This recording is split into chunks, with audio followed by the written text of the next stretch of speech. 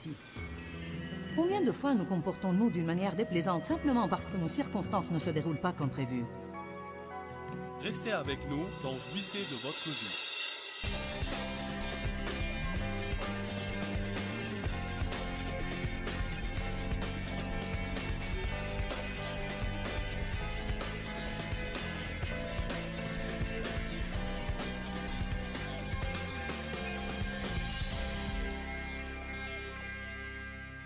« 2 Timothée 2. Ce matin, je veux parler des fondations de la paix. J'ai commencé en fait une série intitulée « Avez-vous une fissure dans vos fondations ?» Et cette série parle de l'importance des choses fondamentales et dit qu'il y a certaines choses que nous devons redresser dans notre vie avant de pouvoir bâtir cette grande maison. La maison de la victoire, de la prospérité, de la guérison, la maison du ministère, appelez-la comme vous voulez. Tout doit avoir des fondations solides. Votre mariage, votre maison, même votre cabane à outils a besoin de bonnes fondations. Vous comprenez aujourd'hui qu'une chose sans fondation sera branlante, faible et instable. La Bible dit de bâtir votre maison sur le roc, non sur le sable, sinon chaque tempête qui vient la fera tomber. Les gens ne s'intéressent pas aux fondations. Tout le monde veut voir la maison. Et les chrétiens aussi. Ils ne veulent pas prendre le temps de laisser Dieu bâtir de solides fondations dans leur vie. Ils veulent tout de suite faire une grande chose, avoir une grande chose. Vous n'allez pas avoir une puissance dans votre vie si vous ne restez pas dans la paix. Je vous le dis, s'il y a une chose que Satan essaye de nous voler et de façon régulière, c'est notre paix. Ayez une révélation ce matin. Le diable œuvre sans arrêt dans la vie de tout le monde pour essayer de leur voler leur paix, car il sait que s'il n'y a pas de paix, il n'y a pas de force. S'il n'y a pas de paix, il n'y a pas de force. Dans Jacques, la Bible dit que vous devez être en paix avec Dieu, en paix avec vous-même et en paix avec vos semblables. Si vous avez été déçu par Dieu, il n'a pas exaucé votre demande, vous avez perdu un enfant et vous êtes confus, la dernière chose que vous devez faire, c'est vous fâcher contre Dieu. Dieu est votre seul espoir. Et bien qu'il y ait des choses qui arrivent et que nous ne comprenons pas, je ne comprends pas l'abus sexuel. Je ne comprenais vraiment pas pourquoi, quand j'étais victime d'abus sexuels étant enfant, et que je priais Dieu de m'aider à sortir de cette situation, ceci n'a jamais été exaucé de la sorte. J'en étais aigri pour longtemps, mais j'ai finalement décidé d'arrêter d'essayer de comprendre et d'aller de l'avant et de laisser Dieu s'occuper de mon malheureux désastre et en faire un message. Amen. Il y a des choses que vous n'allez jamais comprendre. Tout dans la vie ne semble pas être juste. Mais Dieu est un Dieu de justice.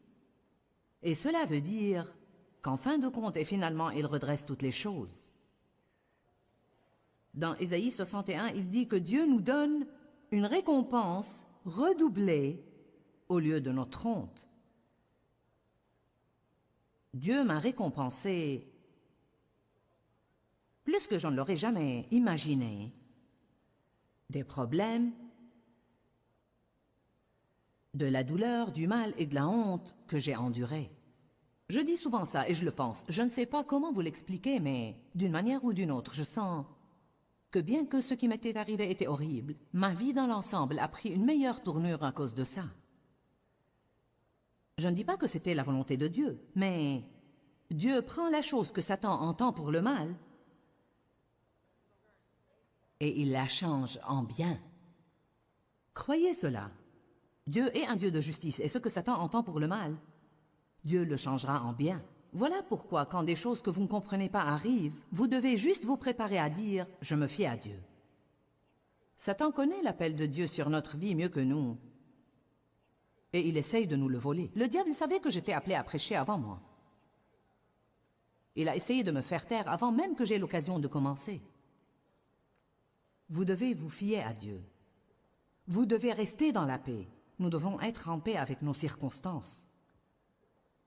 Nous devons être en paix avec notre sort dans la vie, pour ainsi dire.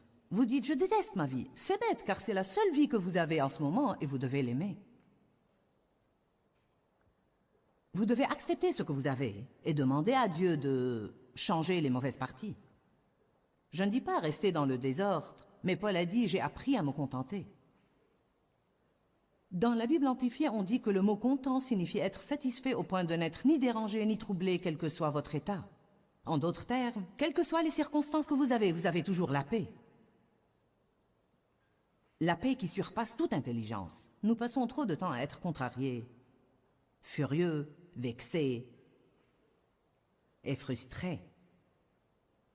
Nous n'aimons pas conduire dans le trafic. Nous n'aimons ni notre travail, ni les gens au travail. Nous n'aimons ni ceci, ni cela. Nettoyer la maison nous exaspère. Nous sommes exaspérés à l'épicerie. Les prix élevés nous exaspèrent. Savez-vous que l'exaspération vous vole votre paix? Ce sont ces petites choses qui tirent sur votre paix toute la journée. Notre pain nous exaspère, nos enfants nous exaspèrent, nous sommes exaspérés. Nous avons besoin de paix. Je veux que vous m'écoutiez aujourd'hui avec les oreilles de votre tête et les oreilles de votre esprit. J'aime vraiment prêcher sur la paix, car c'est merveilleux que vous ayez la paix dans votre vie. Et c'est très amusant de pouvoir voir le diable, presque visiblement, faire le poirier pour essayer de vous contrarier. Et vous avez appris le secret de comment rester en paix, que quand vous restez en paix, vous êtes les vainqueurs. S'il ne peut pas vous contrôler avec ses intrigues, il ira trouver quelqu'un d'autre pour le tracasser. Jeudi, quand nous sommes arrivés ici, nous sommes montés 13 étages à notre chambre d'hôtel avec tous nos petits bagages. Je ne me sentais pas très bien car j'avais un virus. Je voulais entrer dans ma chambre et me coucher et me reposer avant la réunion du soir. Mais nous n'avons pas réussi à ouvrir la porte avec aucune de nos clés. Vous savez, je connais déjà le secret. Gardez votre paix. Mon frère a dit quelque chose, je ne sais pas ce qu'il a dit, quelque chose comme quoi c'était exaspérant. Et j'ai dit, descends pour chercher d'autres clés et sois gentil. Parfois, quand nous sommes exaspérés, nous ne sommes pas gentils. Je m'adresse à vous ce matin. Je ne m'adresse pas à moi-même, je m'adresse à vous. J'en ai besoin. J'écoute pendant que je parle. J'ai dit, quand vous êtes exaspéré, vous n'êtes pas gentil. Combien de fois nous comportons-nous d'une manière déplaisante simplement parce que nos circonstances ne se déroulent pas comme prévu? Bonjour. Impatient. Ça n'a pas marché de la façon que je voulais. Pourquoi pensez-vous que nous avons le fruit de l'esprit? L'un d'eux est la maîtrise de soi. Paul dit qu'il tient sa chair assujettie. Ne laissez pas vos sentiments charnels vous gouverner. Restez en paix. Je ne savais pas combien de temps il lui fallait pour descendre chercher ses clés, car beaucoup de gens arrivaient à l'hôtel pour venir à cette conférence. Probablement 200. Si vous pouvez vous débrouiller pour arriver au comptoir, pour faire votre requête, il s'en occupe parfois, mais ça ne marche pas toujours, donc je ne savais pas combien j'attendrais là. Alors j'ai grimpé sur cette table dans le hall. Davy est monté avec moi. J'ai commencé à balancer mes jambes en va-et-vient sous la table. Vous devez vous décider à jouir de votre vie. Si vous allez laisser chaque petite mauvaise circonstance qui arrive vous voler votre joie et votre paix, vous allez avoir une vie de misère. Maintenant, vous allez vraiment profiter de ce que je dis aujourd'hui si vous êtes une des personnes qui en sont à un point dans la vie où elles en ont marre de la guerre. Mais si vous voulez encore passer un moment à la guerre, vous avez ma sympathie. Peut-être que vous allez aimer ça, mais vous n'allez pas rentrer chez vous et changer, car le moyen pour que les gens changent, c'est d'en avoir marre d'être contrariés et d'en avoir marre de la guerre, au point de faire n'importe quoi pour avoir la paix. Qui en est à un point dans sa vie où il est prêt à changer tout ce qu'il doit changer et à faire tout ce qu'il doit faire pour rester simplement en paix? Levez la main si vous êtes une des personnes qui ont besoin de plus de paix dans leur vie. Amen. 2 Timothée 2. Le progrès et la puissance requièrent la paix. Vous ne progressez pas si vous ne restez pas en paix. Vous ne pouvez pas entendre de Dieu si vous ne restez pas en paix. Ne perdez pas votre paix en essayant de prendre des décisions. Parfois, les gens doivent prendre une décision. Ce n'est pas une option, vous devez prendre une décision, mais vous ne savez pas ce que vous devez faire. Vous ne savez pas ce que vous devez décider. Vous ne devez pas perdre votre paix en essayant de prendre cette décision, car si vous le faites, vous n'allez jamais savoir ce que vous êtes censé faire. Ou bien vous ferez une chose qui n'est pas de Dieu et en serez malheureux toute votre vie. Restez en paix. Prenez tout le temps que vous devez prendre jusqu'à ce que vous sachiez dans votre cœur que vous avez choisi ce que vous sentez être juste. Comment entendre de Dieu? En recherchant la paix. Que la paix soit l'arbitre dans votre vie. Le mariage de certains de vous est mauvais en ce moment. Vous avez épousé quelqu'un, et bien que ça ait plu à votre chair, vous n'aviez pas de paix pour le faire. Comme dit Roberta, tu t'es tapé le premier venu. Maintenant, je vais lui prendre ça et m'en servir à la télé. Puis vous penserez que c'est de moi. Dans quelques années, elle oubliera si c'est de moi ou d'elle. Puis elle dira, comme dit toujours Joyce, elle a dit quelque chose hier et j'ai pensé, est-ce elle qui l'a dit d'abord ou moi? Nous décidons de faire des choses à propos desquelles nous n'avons pas de paix, le savez-vous? Cette salle est pleine de gens qui ont acheté des choses à propos desquelles ils n'avaient pas de paix, et dit et ont fait des choses à propos desquelles ils n'avaient pas de paix, et pris des engagements à propos desquels ils n'avaient pas de paix. Nous ne pouvons rien si nous ne recherchons pas la paix. Il n'y a pas une chose que quiconque peut faire pour vous aider à avoir une bonne vie si vous n'allez pas rechercher la paix, car Jésus est le roi de la paix et le roi de la justice. Il est le prince de la paix. Si nous le suivons, nous devons ressentir la paix. 2 Timothée 2,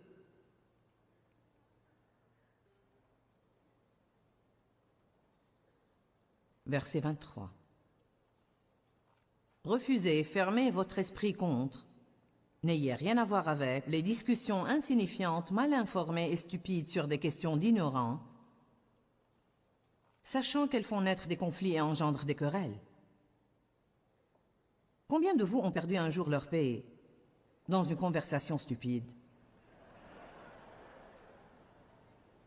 Savez-vous quelle est la solution? Taisez-vous. C'est ça, je ne peux vous dire rien d'autre. Je n'ai pas une baguette magique pour empêcher les gens d'être stupides.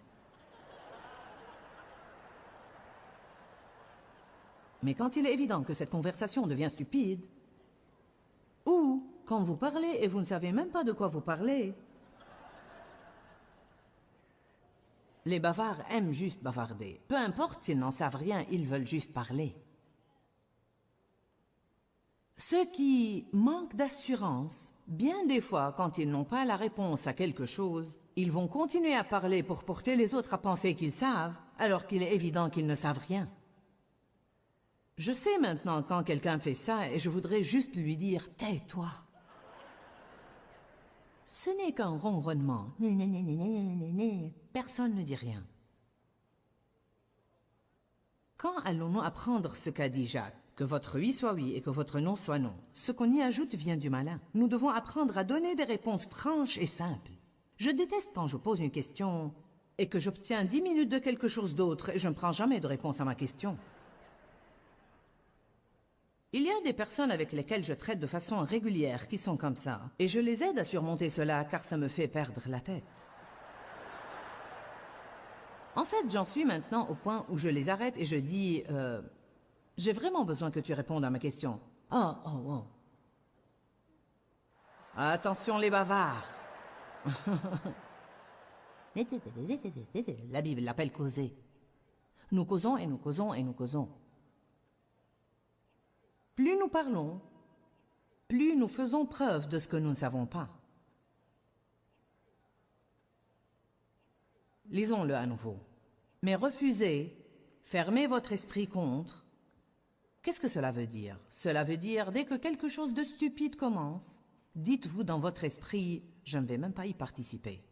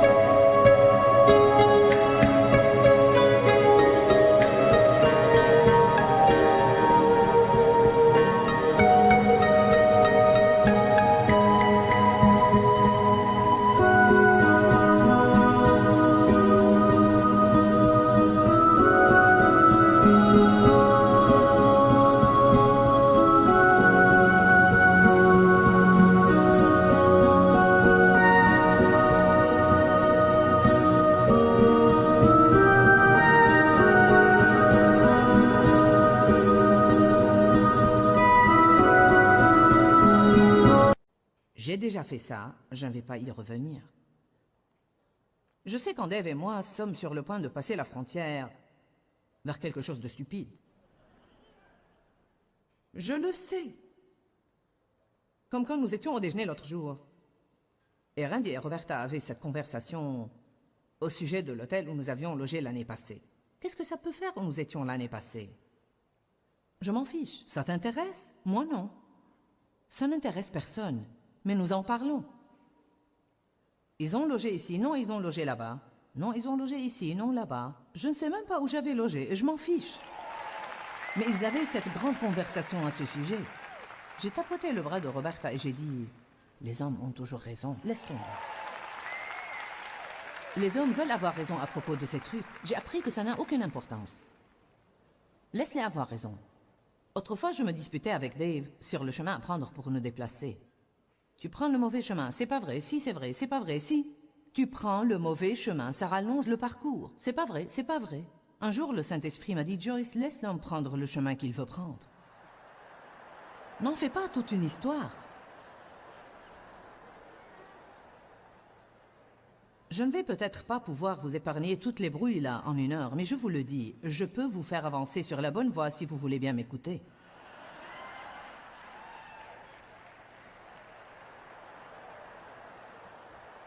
Taisez-vous.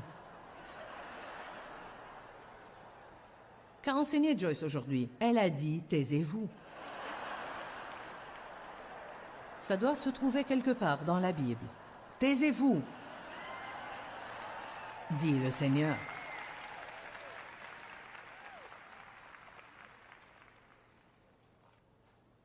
La Bible dit, les gros désastres sont déclenchés par ce petit membre du corps nommé la langue. Elle dit que l'enfer est enflammé par la langue.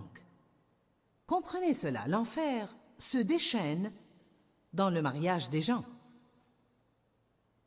Parfois les gens disent, mon Dieu, j'ai l'impression que tout l'enfer se déchaîne dans ma vie. Bien, posez-vous la question, où est-ce que ça a commencé? Souvent vous allez trouver, ça a commencé par une conversation stupide. S-T-U-U-U-P-I-D-E, stupide.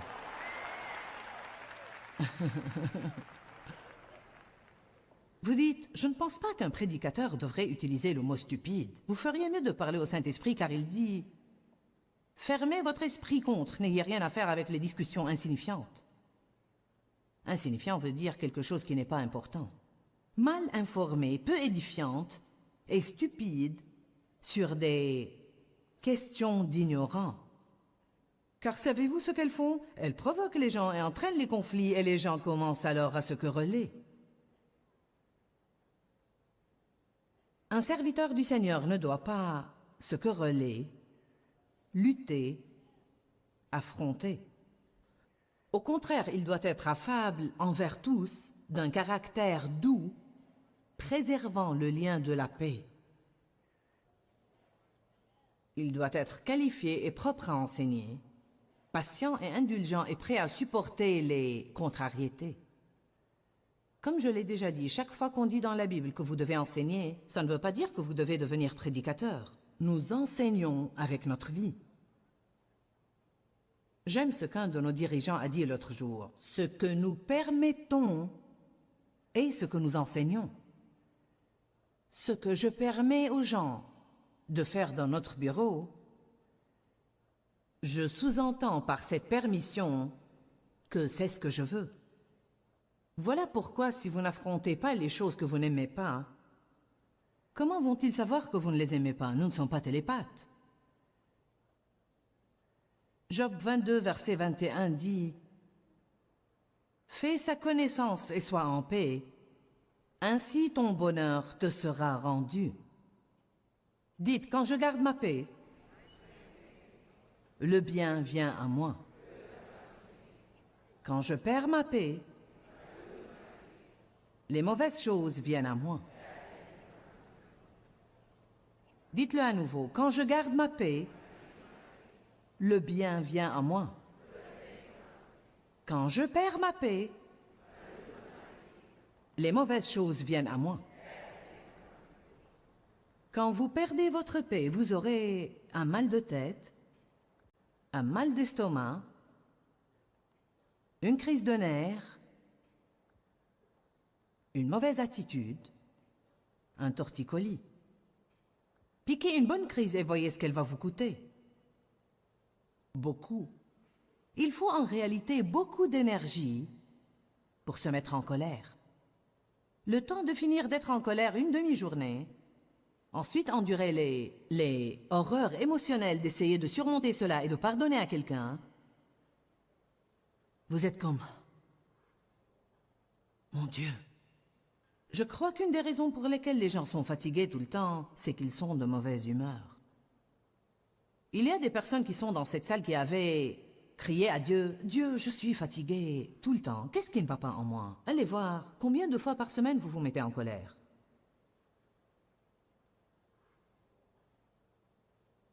Vous souriez si joliment, vous avez tous l'air si...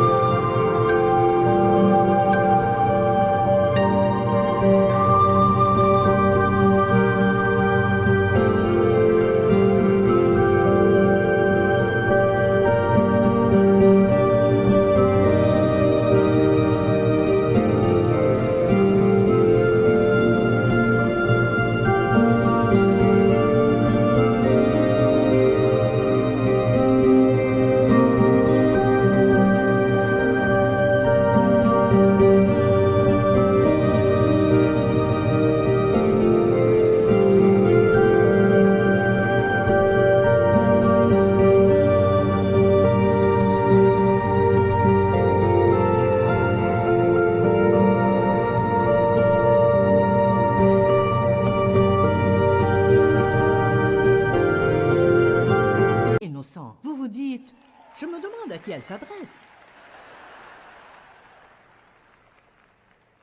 Qui se met en colère plus de 10 fois par semaine?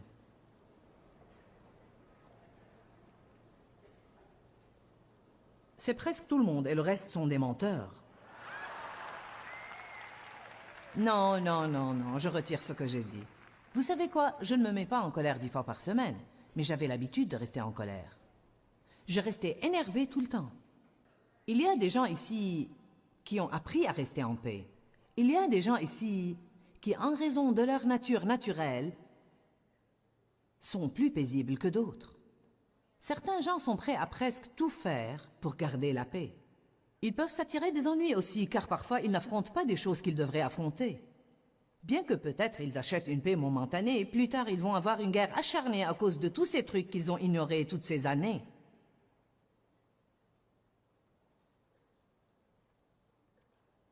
Nous devons savoir affronter quand il le faut et pourtant rester en paix. M'avez-vous entendu? Nous devons savoir affronter quand il faut et pourtant rester en paix. 1 Pierre, chapitre 3. La paix est une chose fondamentale. Vous n'avez pas à essayer de bâtir un grand ministère avant d'avoir la paix dans votre vie. Versets 10 et 11.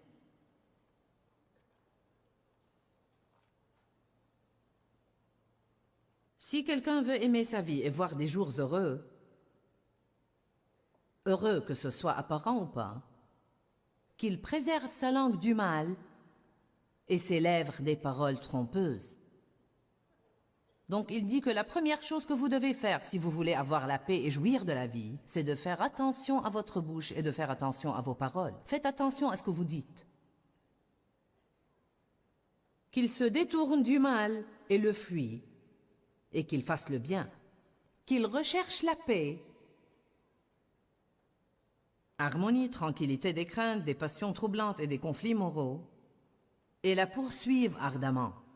Ne vous limitez pas à désirer des relations paisibles avec Dieu, avec vos semblables et avec vous-même, mais poursuivez-les et recherchez-les. J'attendais toujours que la paix tombe sur moi. Dieu, je veux la paix, je veux la paix. Mais vous savez quoi? Je ne faisais rien d'agressif pour l'avoir.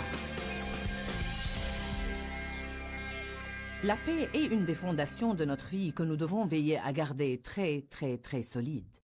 Dans 1 Pierre 3,11, la Bible dit « Ne vous limitez pas à désirer des relations paisibles avec Dieu, avec vos semblables et avec vous-même, mais poursuivez-les et recherchez-les. » La Bible dit de rechercher la paix et de la poursuivre avec Dieu, avec vous-même et avec les autres. Oui, vous devez poursuivre la paix, car sans elle, vous avez sans doute une fissure dans vos fondations. Nous voulons vraiment vous encourager à faire fortifier tous ces domaines dans votre vie pour empêcher Satan de continuer à se jouer de vous, en vous mettant en colère à propos de toutes sortes de choses qui vraiment n'ont aucune importance. Vous savez, quand vous changez pour le mieux, les gens autour de vous changent aussi pour le mieux.